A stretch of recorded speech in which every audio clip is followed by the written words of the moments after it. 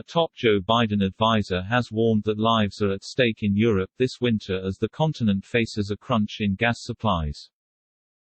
There are fears European countries could face supply issues this winter because gas providers have been unable to fill storage during the summer.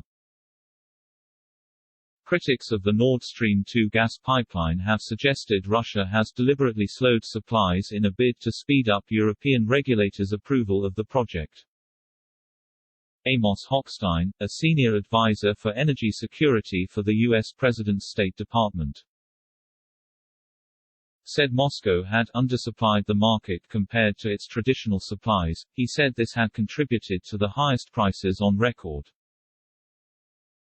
If you get a real cold winter by January and February, you could run out of supplies, Mr. Hochstein told the Financial Times.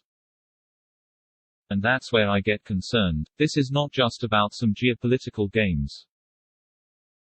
People's lives are at stake. Washington has been long opposed to the creation of Russia's Nord Stream 2 pipeline, which will transport natural gas to Germany. Mr. Hochstein was appointed last month to focus on the risks posed by the project. Its critics say Moscow will use the pipeline to undermine Ukraine, by bypassing it and depriving Kiev of lucrative transit fees, and increase its leverage over EU energy supplies. The £8 billion pipeline will ship some 55 billion cubic meters of gas to Europe each year.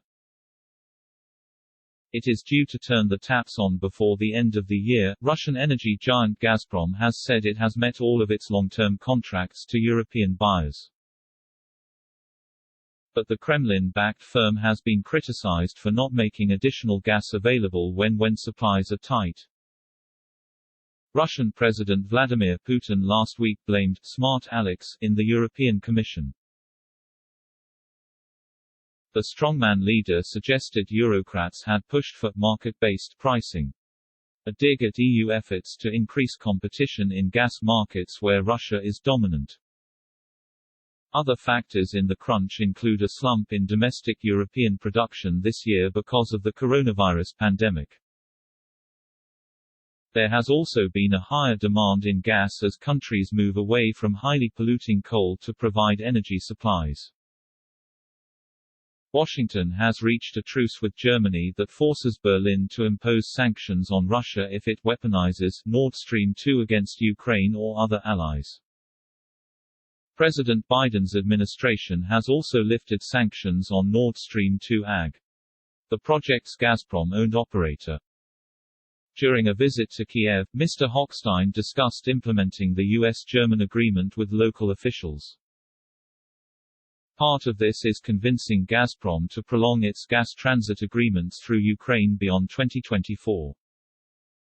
My expectation is that the Russians will agree, he said. The advisor stopped short in accusing Moscow of deliberately curbing gas supplies to Europe in recent months.